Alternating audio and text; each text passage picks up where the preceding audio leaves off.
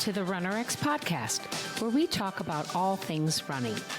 As many runners know, it's 90% mental. So join Coach Valerie and Coach Caroline as we go through the mental side of running. Welcome back to Tough Love Tuesdays. How are you guys doing?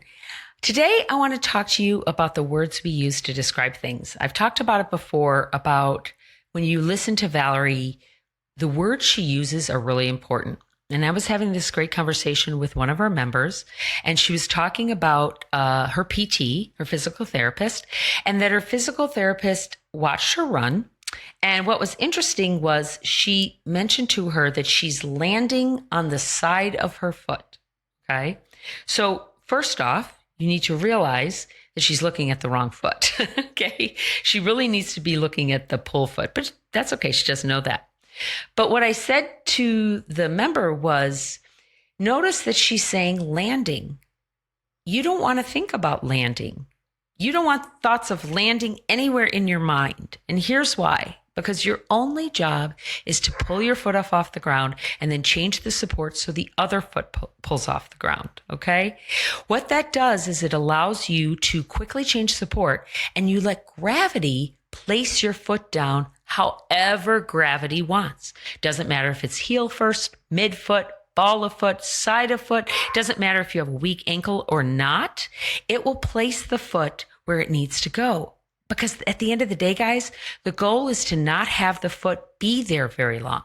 The goal is to have the foot be there for just a millisecond, right? Half a second, whatever. It's not going to be there long enough to cause the impact, because you are falling and pulling in response to the fall. So stop using words, if you can, like lean and fall and tight and tense, and use words like letting go, pulling, releasing, feeling my body, being in tune with what's happening. Am I pulling? Am I changing support? Do I feel light? Do I feel effortless? And you're going to think I'm nuts, but I've been working with a lot of people, and it's so amazing their progress at certain points in their journey. It could be a month in, it could be 2 months in, it could be 2 years in. When they finally let go of the words, and I get them to stop saying that, say something different, think something different, make the intention, I feel light. Every time, guys, I'm like 100%, right? I'm batting 1,000. They come back and say, oh my gosh, it works. I went out and I ran and I felt light. Or I went out and I just focused on my fall to that tree. And then when I got to the tree, I did a couple ball foot hops to reset, and I fell again to the next, stop sign or whatever it was. And every time they're able to finally see what we're talking about. And it's that letting go and working on it each and every time, like little bits at a time, that really actually make great progress. But you have to let go of all of the baggage and thoughts that you are bringing with you.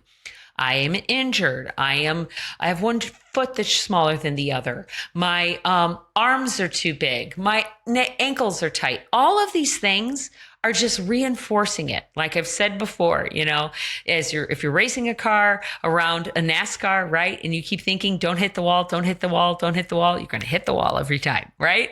So think about what you want your results to be. Don't think about what you don't want.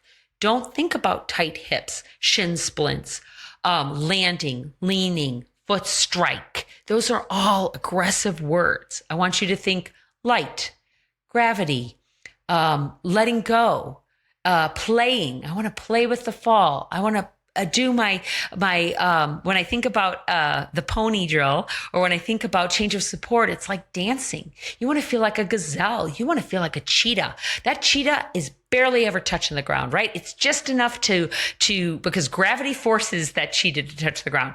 If that cheetah could, that cheetah would never put their paws on the ground, I guarantee you. Okay. So that is my challenge for you as we get out of July and into August. August is going to be hot. It's been hot here in Texas for a while, but it's going to be hot everywhere now. So get those thoughts out of your head like, oh, it's hot. oh, this is horrible. And think, this is great. I get to run. This is fantastic. It's sunny out. This is how I build endurance. If I can run, just like if I can run at high altitude, I can run at low altitude. Same is true as if I can run in the heat. I'm better equipped when I run in the cold. When I run in the cold, I'm going to have a fantastic spring.